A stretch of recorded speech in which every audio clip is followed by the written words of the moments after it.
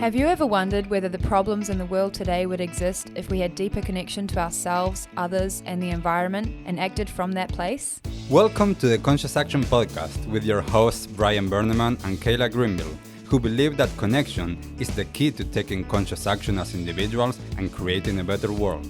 We are here to raise awareness and inspire meaningful action by sharing stories, knowledge, and conversations with thought leaders and change makers. From sustainability to well-being and everything related to conscious living, our mission is to empower you to be the change that you want to see in the world. Welcome everyone to a new episode of the Conscious Action Podcast. I am Brian Berneman, your host, and I have the pleasure to be joined all the way from Vancouver, Canada by Dai Manuel. Thank you so much, Dai, for being here, for taking the time, and for having what I know it's going to be an amazing conversation.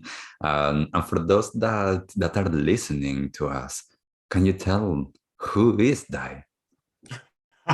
Well, first of all, Brian, thank you. I know it's been a little while since we had our first conversation, and I'm like loving the backdrop today, but it's a little bit different than the garden that you were standing in last time. And I was like, but at that first meeting with you, I was like, oh, this is somebody I want to talk to again. Because I love that green space behind you. So if you haven't picked up on it, I love being outdoors. I'm an outdoors kind of guy. And it's a big reason why I love living in Western Canada or Vancouver specifically, because we have the Rockies, we have Whistler, but also, you could golf, swim, and go skiing in the same day. It's pretty nice, And so I digress. But I'm very happy to be here and feel very honored. And, I'm a 45-year-old guy. And as I tell everybody when I'm asked, like, well, who are you?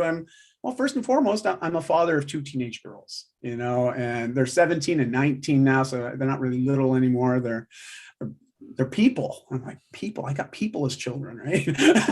Totally date myself.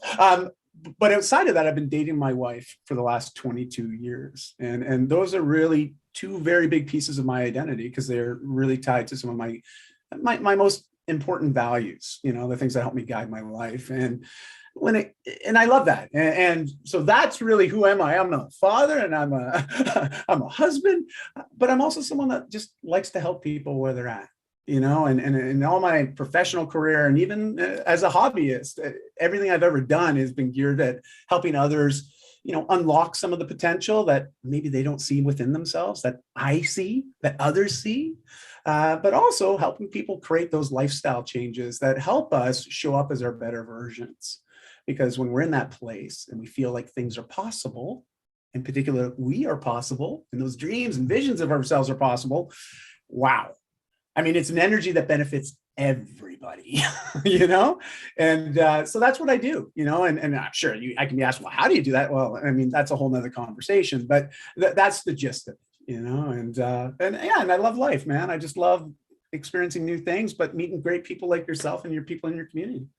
Yes, beautiful. And once again, thank you for being here. And I think that it's so interesting. A lot of times when I ask this question of who are you, and I'm fascinated a lot of times with people's answers. Where does the mind in that moment take us to? Right. Like some people, it's like I have no idea and still figuring it out. Some people, it's like, well, I'm like, they say what they do. Sometimes it's like this, some things of what they are living, and I really, really appreciate it. And one of the things that I really connect with is the idea of supporting others, of helping others, especially from the place of being able to see beyond what perhaps they can see for themselves. Yes. And that it has been part of my own process. Like the people that I have worked with, my mentors, my teachers, my coaches, they did that for me. They were able to see my potential and those parts that I couldn't see. And that I think that it's so important when working with people or just interacting with people. It's being able to see them whole, not just the personality or something that is narrow. Yes. Well said. I really like that. You articulated that beautifully, but also I like that idea of the whole, seeing them as the whole. I love that. I really do. I guess, it's sort of like you what would we say, tweak something in me, because I often relate back to also this idea of, if people aren't seen as whole, we have this very quick place that we tend to go to try to categorize that situation. And we often throw terms around like broken, right? Or less than.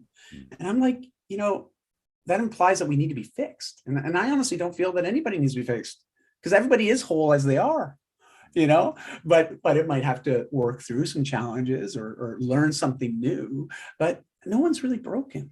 We just have different ways of dealing with things. And sometimes if you look at who's role modeled in our life, or who's been that teacher, the instructor, the mentor, if we don't have that person in our life, how are we supposed to know there's even other options, or different ways that we can do things? And especially when we don't have people looking us in the eyes and saying, I see you and I know you can do this, and it's just so powerful when you have that kind of a person in your life. It totally feels like anything's possible. Like, it really does. Like, I've had some wonderful coaches and mentors in my life, and I'm so grateful, because had I not had the opportunity to have that time with them, my life would be very different right now. So different, and I bet you can say the same thing about all the coaches, teachers, parents, everybody in your life too, right? And it's pretty cool when we start to think about it. Yes, and I think that a lot of times it's really interesting how many millions or billions of people have had that, and because our society is, as you were saying, it shares more of a model of we're broken, there's something lacking and stuff like that, then of course then that's the system that they are operating within. But before we get a little bit deeper dive in all of this, can you share a little bit more your path? What led you to be working in this field? Well, geez. Okay, let me let's take a trip down memory lane here. No, it's it's anything but a straight line, right? Like, it's always funny. Like, when I think about timelines, I think they always represent it as a linear line. I'm like, I've never lived a linear line, like, it's like a little bit of this, going back, going over, under, like it's nothing has ever been straight. But for me, being someone that loves to support others, I didn't come from that place authentically, to be totally transparent. I didn't. I came from actually the opposite end of the spectrum, where I was consumed with just being locked in my own little world. And what I mean by that is, as a child, from age 9 to 14, I was in a very severe state of unhealth. So I was very unhealthy, very sad, very withdrawn, very depressed. And it was largely due to the fact that I had learned some coping mechanisms that at the time served me, not in a healthy way, but served me nonetheless. And, I found comfort through food. I also found comfort through movies and video games, and seeking my dopamine hits, by doing passive exercises, and what I mean by exercise, playing video games is an exercise. My fingers got a great workout, but nothing else did, right? And I was in that state, for 5 years, and every year I just kept getting bigger and bigger and bigger, to the point one day I remember being at the doctor's office with my mom, and the doctor pulling my mom aside and saying, Betty Ann, this is serious. Your son Dai is morbidly obese. Now, put this in perspective, at 15 years old, I didn't understand what either of those words meant, morbidly obese. But I knew, based on the nature and how he delivered that, like the context of the situation, it wasn't good. It wasn't good. And I'm going to give you sort of the abbreviated snapshot of what happened here, because everyone always thinks, oh, what? You just woke up one day and you decided to work out? And I wish it was that simple. I remember distinctly one day waking up and going through one of my rituals, which was, even just having a shower, there was a ritual to it. People think this is rather odd, but I'm like, no, when you're someone that doesn't like to look at your reflection, doesn't want to acknowledge yourself, because you don't see any value in yourself. It's amazing the extremes that we'll go to avoid those levels of discomfort. And like, even back then, photos, there's very few of them around. Even in my book that I wrote a few years ago, I had a photo of me as that morbidly obese teen, but it's the only one I could find. I could only find one photo, because I avoided cameras. And again, remember, I'm 45. I'm born before Google and before smart devices and people having phones on their hips 24/7, phones, but phones with very high pixel cameras. So, it was easy to isolate back then. And I was very depressed, very withdrawn. And, at the end of the day, really, I just wanted somebody else to want me or to see me as someone that had value. But I couldn't see that in myself, right? And I remember this one morning, I had the shower. And my hack, and Brian, you might like this, but those that are listening and watching, you might relate to this too. And I would turn the shower on so hot that by the time I got out of the shower, the mirrors would always be covered in condensation, all fogged up. So even if I looked at it, I wouldn't have to see myself. So this is what I meant. I had a ritual, like everything had a ritual, and it was all about trying to avoid the discomfort and avoid acknowledging that, yes, this is my life. And that's also why I like video games and movies, because it was a distraction. It was a way to escape. Long and short of it, I had a moment there. I was being rushed by my dad. I had to get out of the shower that morning. And as I'm telling myself off, I don't know why, but at the peripheral, I made that turn. I locked eyes. I turned full on. So I'm head on to the mirror. And I just did the full gaze, looking at my eyes first, going all the way down, stopping at my belly, back up to my very large and prominent breasts. And yes, I say breasts because I did. I hear people joke about this, oh, man boobs. I'm like, I wasn't man boobs. I had breasts because of just the amount of fat that I had on my body. And then I came back up to my eyes, locking eyes again, and my eyes were red and tears started running down my face. And I felt like if I had to say that I was at my all-time lowest, that's got to be it.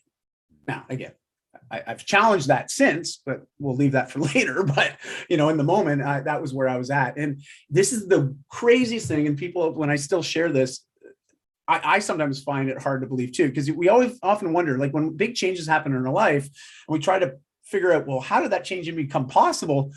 It's not ever clear typically. Sometimes it is, but sometimes it's not, and for me, it wasn't that clear, but I got to a place where I'm looking at myself and I'm thinking about, wouldn't life be easier if I wasn't here?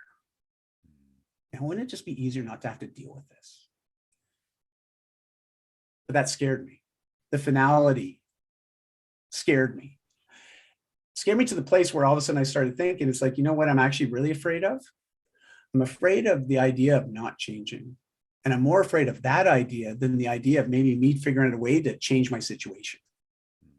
So just to repeat that, I was more afraid of not changing than of changing. And so I went with the lesser of the two. And I said, okay, well, I got to figure out how to make some changes here because I'm not willing to accept this anymore. And from that one decision, it got things in motion for me. And it was a 20-month journey. All right. So it didn't happen overnight. But mind you, I didn't put the weight on overnight either. So I shouldn't expect it to lose it overnight. But I put myself on a path of educating myself on fitness and nutrition and mindset and lifestyle and really just ways of being healthier from the inside out. The changes happened. And they happened very consistently because I was consistent with my commitment. Like I always let people know this. When you're consistent with anything, you're still going to see progress. It may not be as fast as you like, but you're still going to see some progress because you're doing the right things for the right reasons. And it often produces the right results. And after that 20 months, Brian, I got to a place where all of a sudden I just woke up one day and I didn't have to think about all the things I need to do, my ritualistic list of habits I wanted to reinforce and meals I wanted to eat. Like I just got to a place where all of a sudden I woke up and I just started living because a lifestyle had emerged. So it went to my subconscious finally. Like we're literally, it almost felt like being healthy was on autopilot. And it was such a beautiful thing. It was the first time I've ever really experienced that sense of resolve in my life, but also I owned the fact that it was me making a decision and doing some very specific actions that produced this healthier version of me. And, before I used to always feel like I was a victim of change, like change would happen and I had no control over it and it was always bad and I should be afraid of change. And this is the first time in my life where I experienced change and I recognized that, wow, I did this. I did this by doing this and committing to this, and it just changed my entire perspective, which led me into doing this for the next 28 years, helping people with fitness, nutrition, mindset, their businesses. I mean, whatever they need support with, I've been able to support them with some of those biggest changes and transformations. And I love it, Brian. I honestly feel so fulfilled because, like what you said earlier, that hero's journey we're all on, we can sometimes be a victim. Sometimes we're a villain, right? Sometimes we're the hero. But most often than not, once we go from hero, there's that next step. And it's when we've experienced all these amazing changes in our life, we feel drawn to now help others with similar problems or challenges. And it's that full circle. And man, the fulfillment that we get from when we live into that energy and that space, I wish that for everybody. I really do. And so that's it, man. That is sort of the origin story of how things even got started. And, life's not been easy since then. It's been far from it. I've had lots of challenges, but because I had this positive relationship with change from an early age, it's made me more of a champion of change and not so much a victim of change anymore. And so that's the biggest learning I can offer from that early experience. And that's the thing that's really benefited me the most. Besides getting in control of my health, it was actually just the idea of realizing, wow, change can happen, and it can happen as soon as I want it to. And it's pretty empowering, right? When you start to feel that way. Yes. Yeah. Thank you, Dai, for sharing all of that. Like I hope that everybody that is watching this or listening can get the same feeling as I got as you were sharing it, because I think that, and this is one of the things that as I was talking last time with you, and as I've been researching some of your things, like that life energy comes through when you're sharing that. And I think that one of the biggest things with that is that I see a lot of people that when they share, they don't get to a place of sharing that depth of experience in terms of being able to open themselves and to be able to share from a vulnerable place where, like you went through something that is quite challenging, as you were saying, like the doctor telling you, like, and you feeling this is like, there's this energy that is there, even though you don't understand it. Like there's something big here, and the idea of, okay, like we are at a really low point. How do we change that? And I think that, first of all, thank you for being open to sharing it with us, and thank you for sharing it, because I always say to everyone, when we share, we allow others as well to feel comfortable sharing. When we allow that, we are modeling it for others. When we are truthful, we do that, because life is not always like I have this as well a lot. Like I've had a wonderful life, but it hasn't been without its challenges. And nobody knows what we really go through inside. Nobody knows that, because we don't even know that. So when we're able to see that and to be able to be vulnerable and sharing, and I love, like, and I want to explore now with you a couple of the things that you mentioned. You mentioned a few things that I love, that it's part of my own journey and that is part of what I share with people. One is change, which is huge. The other one is being a victim of our circumstances. And the other one is being able to have this consistency and this discipline to be able to create the changes so that they later on become the new way of being and not just something that we need to do. So just to go a little bit deeper on that, like for me, I learned from one of my teachers. He was saying, like, everything in life changes. Everything in the universe is energy, and by nature, energy changes. We are trying to control something that we think that we're not changing, or that we're trying to prevent it. But once we allow ourselves to ride the wave of change, then life starts to be very different than when we're trying to control and to hold back on that. And when I was able to see that and to realize that, my teacher was saying, like, you were thinking of doing something, and then you started thinking, or you started to not do that. And it's like, okay, well, now you have the potential now to decide, I want to change, I want to do something different. And for me, that has always been an amazing reminder of the possibility.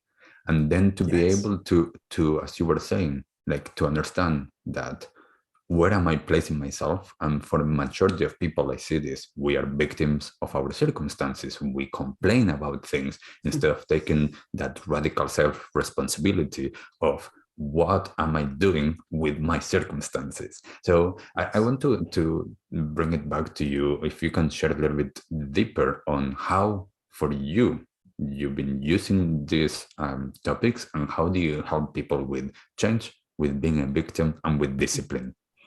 We'll ask some easy questions right now, okay? So no, I'm just joking. But it's interesting because I love what you're saying there, because I'm not here to talk about any one specific religion, but I think, Buddhism, I always appreciated that the Buddha, like 2,600 years ago, he said nothing stays as it is. Everything's in a constant state of change, this idea of impermanence. And, it only took science about 2,400 years to catch up and prove that he was right. But we've proved that, everything's just basically energy. And change is going to happen whether we like it or not. And I think that's the part that challenges our relationship with change, because we don't feel like we have control over it. And I don't know if we're meant to have control over it, because it's often just the production or the result of the actions that we have and that we do consistently, right? Produces some new outcome. And when I started to work on my relationship with change, obviously that early experience was very instrumental in making me more positive about change, but it didn't exactly make me a big fan of change. To be honest, like, it wasn't until later, especially the last decade, I've become much more of a champion of change versus sort of that victim mentality, or like, it's going to happen whether I like it or not. So, because sometimes we get into that perfectionist mode, right? Where we're like, well, if I can't get it exactly like this, why bother? And I'm really guilty of that one, because the all or nothing mentality was something I had to work really hard on. It used to limit me a lot. But I think it was largely due to this idea of change, that if I couldn't do everything as I thought it was needing to be done, it won't produce the result. And if I can't produce the result, why bother? Why start? And I know people with health changes, that's a very real concern, or something that limits us, right? It's like, well, if I can't work out X amount of days, and I can't eat a certain way, and I can't do this, I guess I'm just meant to be this way. I can't change. And that is so limiting, right? And it's self-limiting. And so change is important, to just develop a healthier relationship with it, understand that it's not in our control, but we can control our commitments of how we use our time. Because we're all dealing with the same inventory. It's like, we got so many hours a week, 168 of them, right? And we got 365 days a year, an extra one on leap years. But that's it. We've got this time. How are we using the time? How are we spending it? How are we taking it? And if we start to recognize that change typically happens over time, based on effort, right? That's where the discipline piece comes in, or that consistency of being disciplined. Because once we start to experience change and realize, I've committed to doing certain things, because I know that I've identified that these things or actions are ultimately going to be more aligned with the kind of life, or the kind of goals, the kind of person I want to be, the kind of father I want to be, the kind of man I want to be, kind of business owner I want to be. Like, once you get clarity on that, and that's where values are really important, we need to know what really is important to us in life. What are the non-negotiables? Because that provides tremendous clarity. And with clarity comes confidence. And when we feel confidence, the coolest thing is we don't procrastinate as much. We just don't, because we know decisively, this is what I need to do, and it's what I want to do. So I'm just going to do it. All of these are sort of things that were learned through that initial process, but it wasn't until the last decade that I really had a much better relationship and understanding. I'd say to be much more intimate with change, because, as an adult coming into it and having the life that I had, coming to terms and accepting that I had a major problem with alcohol. I really did. It was funny. I changed one way of coping, food, movies. And then as I realized the social anxiety didn't go away as I got healthier, and as I started to expand my social networks, because all of a sudden, I became this healthy, fit guy, and people that normally would never acknowledge me started acknowledging me, would invite me to things, and I'd show up and I'd be a wallflower, as they said. I'd be the guy standing in the corner not talking to anybody because I was shy. I felt very insecure with who I was, and it created a lot of anxiety for me, because I always believed that people were always judging me. And I realized, 5 years as a morbidly obese teenager in those developmental years, I've worked with therapists, I've worked with psychologists, I've unpacked all this now. Okay. So I don't need to go relive all that. But once you get clear on what's holding you back, you can start to work towards moving past that.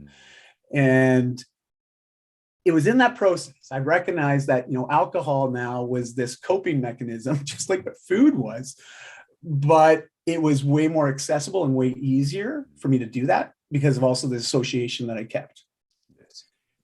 And I know I'm saying a lot of stuff to answer your 3 questions here, but it's all connected. And I'll unpack it all really cleanly for you in a second here. So, here I do have the association. And then on top of that, I've got this drinking issue, so negative association. I'm hanging out with people that's their lifestyle. They like to drink. They like to do drugs. They might work hard, but they play harder. And a lot of the negative connotations that you may associate with that kind of a lifestyle, I was living. All right. There was a lot of things I've done that I'm not proud of. It's not in alignment with who I am and who I always wanted to be. But under that influence and in that situation with that kind of sphere of influence, I just did it. I did it. Even though mentally and inside, especially, when you talk about how we feel about doing certain things, I didn't feel right about them, but I did them anyways. Muting my wife's phone call when she's calling me and saying, hey, you're supposed to be home 2 hours ago, and seeing her call through on the phone and me literally turning my phone off so I can stay and hang out and drink some more. Like me skipping out on kids' commitments, with my children, because I decided I wanted to go out with my buddies instead. All things that weren't in alignment with who I ever wanted to be, but I was doing it anyways, which made it even feel worse, And it was after navigating that, I got to a place, and I think this is useful to share, and I'll sort of leave it there and we can continue onward. But it was 12 years ago. My wife sat me down as she was presenting to me the idea of us separating and becoming co-parents for our children. Because, and to be fair, Brian, she was right. That the house that we were raising our kids in wasn't the healthiest of environments based on the habits and the lifestyle I was leading. And it was hard when she said it to me because, to be honest, Brian, I couldn't defend myself because I was defenseless, because I couldn't justify what I was doing because it wasn't justifiable. It just wasn't. Like, gosh, me in my early 30s, a business owner, father of 2 kids, someone had been married to his wife for a decade already at this point, a family man, a community man, like, it was hard. Okay. It was really hard. And she has asked me this question. I couldn't defend myself. And she asked me a question. And I want anybody that's listening to this or watching this, you can reframe this question any way you want to suit your situation. But this is how it was delivered to me in my situation. So here's my wife and I. I've just gotten back after an all-night bender. I was at all night. I don't remember how I got home. I woke up on my floor in the bedroom the next morning. Like, that's how bad it was. All right. And yeah, a lot of people are like, holy crap, you talk a lot. You're pretty vulnerable about this. I'm like, well, it's 12 years ago. It feels like I'm talking about somebody else's life at this point. I'm just being honest with you. Like, it's so far removed. I'm so different now than who I was 12 years ago. It honestly feels like I'm talking about an old TV episode or a rerun, right? Like, and that's the cool thing about our brains. The further we lean into who we want to be, we realize that we let go of whoever we used to be. And it's not me anymore. I'm okay with that. So I can talk about this very openly and not feel as bad. Still have a little bit of guilt here and there, but I've moved through that. And my wife asked me this question, Brian. Dai, are you being the type of man that you would want to marry your daughters? And that question just put everything in perspective for me very quickly, because I realized the person I was modeling, the person that I was also mentoring from a habits and just the way I was showing up in certain situations, especially in front of my kids. If anybody like me at that point in time in my life that acted like I was acting, showed up on my doorstep and wanted to get close with the most important women of my life, I wouldn't even let him in the door. But this is who I was saying was okay. This is what I was saying to my kids. You know, as a man that identifies as a man, you know, when I'm using this language, please recognize that. It's, you know, my daughters saw this. And that was, I was telling them, this is what a man is. This is what a father is. You know, this is okay. And she was absolutely right. I wasn't being that guy. And I made a commitment to go 1 year without drinking. And that 1 year's turned into almost 13 now. Just because all of a sudden removing the one crutch put me in a very awkward position where I realized, geez, change is going to be hard again. But I've been through something hard. I'm resilient. I can get through hard stuff. It's in my DNA, just like it's in your DNA, Brian. It's like in everybody's DNA. Like, look at us. Human beings are very resilient. We're all across the planet. There's like 8 billion of us. All the climate change people say, yeah, we're too resilient. But, you know, that being aside, we are resilient. It's in our DNA. And so I leaned in, I found help. And, you know, it was a very challenging year, but it was also the most important year of my life as far as I'm concerned, because that 1 year has set me up for the rest of my life, put me on a path where I feel I'm on the path, the right one now. And none of that would have happened had my wife not had the patience to sit me down and ask me a really hard question, you know, at the right time for the right reasons. And she asked it in a very kind, loving way. It wasn't meant to be attacking, but it was meant to be enlightening.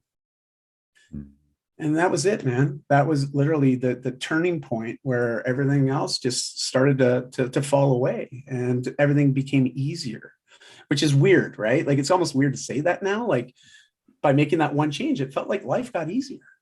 Like, it's weird. Like, I don't know how else better to put it, other than all these other obstacles were really connected to the one obstacle, which is my abuse of alcohol. I removed the one thing, which automatically eliminated a bunch of other little annoying challenges in my life, because everything was just really attached to the one issue. Yeah. And I think that's the cool thing. If anybody takes anything away from what I've just shared in these last few minutes talking about this, is what is that one thing in your life that's holding everything else up? You know, like, what is that one thing? Because chances are that one thing is actually probably creating a lot of other things that cascade over top of it. So what is that one thing? Yeah. You know, what is that one thing that, you know, if you can just take care of that, everything else is going to start to improve. You know, and I think deep down, we all know what that one thing is for us, even though we may not want to acknowledge it and own it, open up about it. But deep down, I feel that everybody knows what that one thing is. And it's just a matter of really putting things into motion and trusting that you can. Yes. I know that's a whole sidebar there. No, that's great. And once again, thank you for being open to sharing all of this, because I think that, as you were just saying, what you were modeling for your daughters, now you're modeling as well for your daughters, but for everyone that is like that, you're having an impact in their life, whether they're listening, whether they're watching you, whether they know anything. Because this is, I think that this is the important thing. It's not where we were. It's not our history. It's what we are now. And I think that one of the things that you mentioned, and for me, I use the word alignment a lot. Like, when we are in alignment with ourselves, with our being, life, as you were saying, life becomes easier, because we start to flow. We start to actually be with life instead of being that victim, instead of trying to control it.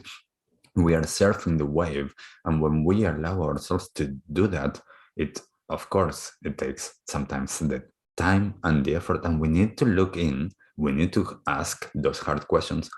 Perhaps we find someone in our lives to ask them, like you had your partner to ask you that hard question. And as well, I think that, you know, like I come from a lot of work on healing. And this is one of the things that I do. And for me, healing is a returning to wholeness. That is the process of healing. Healing is just returning to a place of wholeness. And one of the things that I see with a lot of people is, when they change habits, sometimes they haven't gone to the depth of why that is there. Why did you need the food? Why did you need the video games? Why then did you need the alcohol? Because you are trying to numb something. You're trying to push something down, because we don't want to feel it. It's too much. And it's perfectly okay that it's too much, because in my belief, in my experience, we have lots of shit like We to sure sort do. through from our own childhood. And as well, like I work a lot with our ancestors and everything that came through as well. Like there's a lot of stuff that it's there, and it can be hard to look at it. So then we just put stuff on top.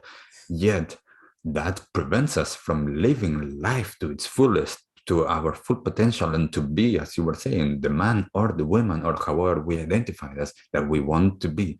And as you were saying before, when we have that clarity of our values, of what it is that we stand for, of how we want to show up every single day, then it's easy to see like, oh, I'm interested, like I haven't been doing that, or today I procrastinated doing something else instead of the thing that I know that brings me energy, that brings love and kindness, and brings all of these wonderful feelings, because I know that's it. And for each of us, that is different. This is one of the things that I always say, like, what does success mean for me? Like, that is for me. I don't care how does that look for anybody else. I want that life for me, to be able to be and to be happy and to be well and to be content and to be able to live the life that I want to live in my own terms.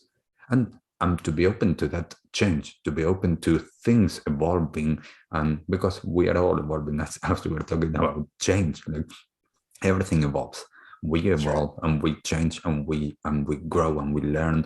And I think that one of the biggest things with this all of the time is to look to what's behind those behaviors, what's behind those habits, what's behind especially those things that we have normalized.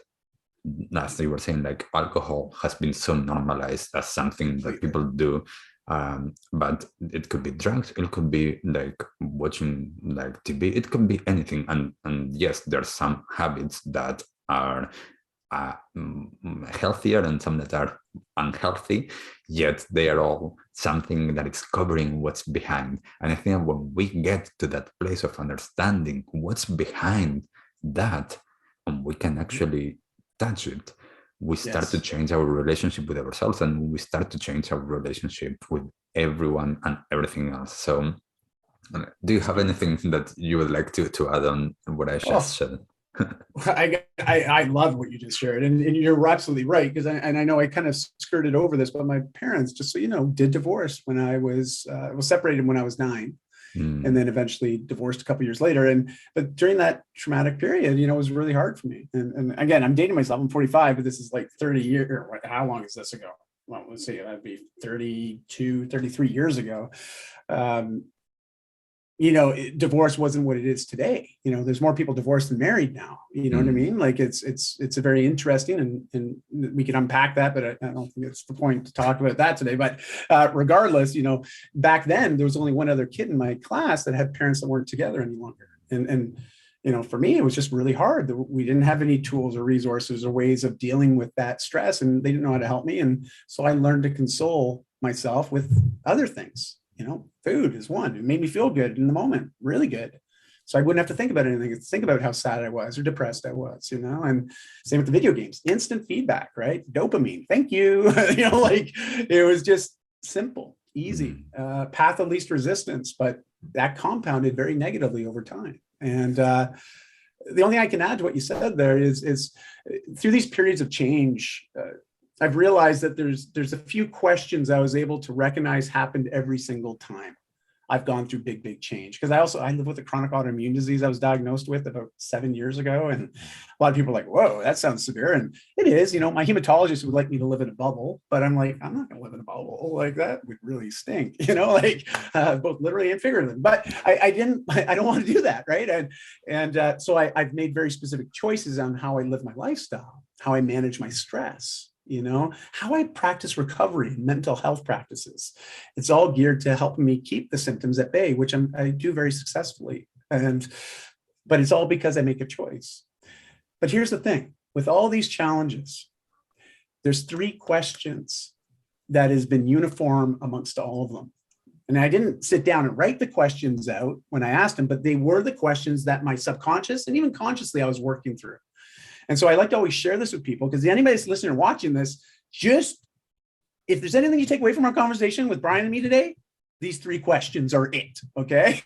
And the 3 questions are, number 1, as soon as you start feeling like you need to make a change, whether you want to or you need to, it doesn't matter. Sometimes we don't want to, but we need it. Sometimes we need it and we don't want it. Regardless, change is happening. Question number 1, can I do this? Can I do this? Can I actually do this? Can I lose this weight? As a 15-year-old kid, can I actually go from being morbidly obese to being healthy? Can I do this? And that brings up a whole lot of thoughts in our heads when we ask ourselves, can I do X? And X is the thing that we have identified is that we want. It's the change that we want. Because now it starts to show us that, wow, I'm not 100% confident that I can. Why is that? It's usually lack of knowledge. Because we just don't understand. We don't know what to do or how to do it. And sometimes we don't even, like what you were saying earlier, Brian, we don't know why we're doing it either, right? So figuring out the motivation behind it. But all that aside, that question, can I do this, shows us that, with a little bit more education, learning a bit more, maybe I have to find someone to learn from, maybe I have to take a course, maybe I have to read a book or 2, watch some videos. I mean, whatever it is, I got to learn more so I can feel more confident that, yeah, I can do this too and create some of these changes. And so at 15 years old, I remember riding my bike to the local library with my backpack and getting books out on fitness and nutrition, taking all those books home and going through them because I didn't know what to do. And I was so embarrassed about my state of obesity, I didn't want to ask anybody for help. Again, remember, this is pre-internet, okay? So I didn't have the Google to go to ask my questions. I had to go old school. And that was the process. But as I gained more confidence because my knowledge is growing, I was like, oh man, I can do that. Oh, I can eat like that. Yeah, I can work out. I can move my body. So if I do that, I'm going to get results. Well, can I do that? Yeah, I can. Because you have to get a yes on question 1 before you move to question 2. So you get a yes. Can I do this? Yes. Okay, now you got to ask question 2. If I do this, will it work? Right? That is such a big one because like I was saying before about the all or nothing mentality, that's always been a big challenge for me. It's like, well, if I can't do it all like this, why bother? I won't even start. And so like, if I do this, will it work? If I start to do the things that I've identified in step 1, will this actually produce the results I want? It's a little bit of a leap of faith at times if we're brand new and you don't have any other sources to rely on.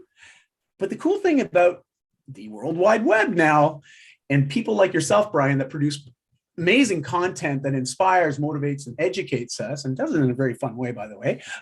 You create these resources like a lot of other people do, where we can see examples of other people that have already accomplished similar changes. And all of a sudden it's like, well, they did it. Oh, that person did it too. Oh yeah, that person over there did this as well. Sheesh, can I do this? Will it work? Well, it worked for them.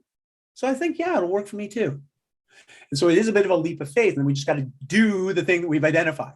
So we get a yes and a yes. Can I do this? Yes. If I do this, will it work? Yes. Now question 3. Is it worth it? Now, if I'm working with an organization or a group, a nonprofit, and there's a bunch of people, sure, I can say, is it worth it when we're talking change management? But where the real impact happens for us and the clarity comes is when we look in the mirror and we ask ourselves, am I worth it? I wish I could say that question is an easy one to answer, but it's actually the hardest of the questions to answer. It's also why I save it for number 3. It's because if you're in a place, and I think this is the coolest thing, because when I say cool, I guess it depends and it's subjective that way. But the coolest thing is we can start to recognize that we may not have that confidence in ourselves. We may not believe that we're worth it where we're at. I'll tell you, at 15 years old, did I believe I was worth it? Was I worth the change? No, I didn't. I didn't feel like I had any value to offer. I just wanted somebody to love me, somebody to want me, but I didn't even want myself. So, it was a very slippery slope when you talk about the psychological and the emotional state I was in at the time. But I want to be sensitive that we all get there, especially when we're dealing with really hard change. And so to look in a mirror and say, am I worth it? If we can't answer yes, because we don't have that belief in ourselves yet, there's actually question 3B. Well, who do I need to surround myself with to make these changes happen?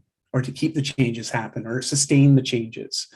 Because that community piece is so powerful. Because even though you may not have the confidence or the belief in yourself that you can do the change, get around a bunch of other people that are already on a similar journey. Get around a community that you don't just join, a community that you feel like you belong to, because they're going to be able to drip the belief into you because they've already at a different place on the journey. They're a few steps ahead. They've already tripped. They've fallen. They've helped each other get up. They've pat off the dust, and they're here to welcome us to now join them on this journey. They will pour the belief into us. They will remind us that we are worth it until we believe that for ourselves. Yes. That's it. I think if you look at these questions through the lens of change, no matter the change that you go through, you'll find that these questions are incredibly clarifying at helping give us direction. May not give us all the answers, but it gives us direction. And with direction, we can at least confidently start making forward steps. We can get off on that journey and confidently feel, well, this may not be exactly where I want to go, but at least it's in the direction, Yes. So I can see and experience progress. Because there's nothing more fulfilling than being able to see that the things that we do create positive adaptation in our lives. Yes. And that's it, man. That was the gist of the whole thing. And hopefully that added and gave some value, but that's sort of what I've gone through, and now that's my filter. Every time I come up to big change, I go through those questions, and it's really been very helpful in me navigating some very challenging changes. Beautiful. Thank you for sharing those questions, Dai. And I think that as you were just sharing, when we can get to that place of creating momentum, yes. that is the space, because it's step by step. We create momentum and we maintain it because we know that the answer is yes to those questions, and that we want to get to that place of understanding that we are worthy of being here, of being loved, of being alive and being able to live this life. So thank you, Dai, so much. I know that we're getting to the end of this episode, but thank you so much for sharing everything that you have shared. If you're listening to this episode and anything resonated with you, go and check out more of what Dai does. And where can they find you, Dai? Oh, well, thanks for asking, Brian. The easiest way to find me is learn how to spell my name. And I know it's a weird one, but Dai, Welsh name for David. Manuel is Portuguese. So Welsh and Portuguese as far as my background. But as I tell everybody, I'm just Canadian, so don't worry about it, But DaiManuel.com, my main website, is a great resource. I've got about 1,500 articles. I've been blogging for literally 13, 14 years now. Lots of content there, just geared to help people with exactly what we're talking about today. Outside of that, my name, Dai Manuel, is the same handle I have on every social media network that I'm on. And I'm most active on Facebook, Instagram, and LinkedIn. So I always say, just find me. Let's have a conversation. Hey, I heard you on Brian's show. Here's the change I'm working through right now. That's a great place for us to start a conversation, because I like to acknowledge people and really praise people for embracing change. Yes. And I don't think enough of us get acknowledged or seen. And that is my goal, is just to help people feel like they've been seen, they've been heard. And praise them, for navigating the change in life. So if I can offer that to anybody that's listening to this, seek me out, please. Beautiful. So go and do that if you're listening and watching this. Thank you so much, Dai, for taking the time, for sharing everything. And thank you, everyone, for listening. And we'll see you all in the next episode. Bye. Bye. What did you like the most about this episode? Take a moment to think about what change you can make in your life today. Share your conscious action on social media using #ConsciousAction and tagging @ConsciousActionNZ so we can celebrate your impact on the world and create a ripple effect. One easy action we would love for you to take right now is to share, like, and subscribe to this podcast. This will help us get these messages out into the world and inspire more people to take conscious action in their own lives, contributing to the better world we hope for.